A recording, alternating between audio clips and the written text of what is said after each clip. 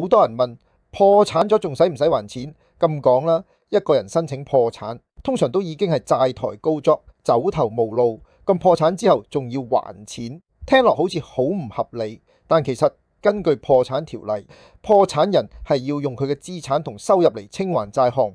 第一步就係資產，一旦法院頒布破產令，破產人就要即刻將自己所有嘅資產，包括香港本地同海外嘅，都交俾破產受託人。受託人會處理晒啲資產，變賣、套現，再根據先後次序還款。剩翻嘅錢就按欠債比例分俾各個債權人，好似銀行、財務公司等。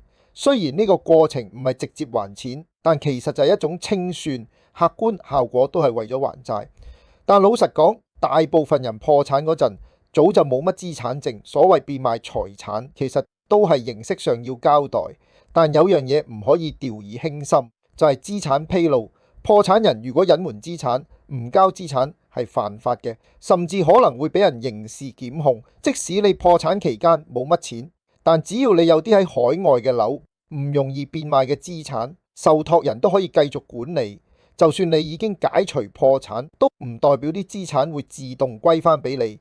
第二就係收入，破產人要主動向破產受託人申報自己嘅收入，受託人會按你同你家庭嘅基本生活需要撥出合理生活費，剩翻嚟嘅錢就用嚟還債。呢種叫做用剩餘收入還債，呢個係真貴，實在要還，咁要還幾耐先完？如果你從未破產過，右手規隊，無人反對，咁由頒令起計4年之後你就自動解除破產。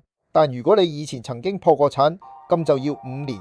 咁解除破產之後，係咪一筆勾銷晒？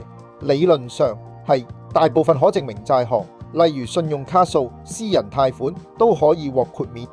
但有啲債項就唔可以豁免，包括用欺詐手段借翻嚟嘅錢，因犯法而被判嘅罰款，因導致他人受傷而需賠償嘅費用。所以即使破產令解除，都唔係所有債都可以唔還。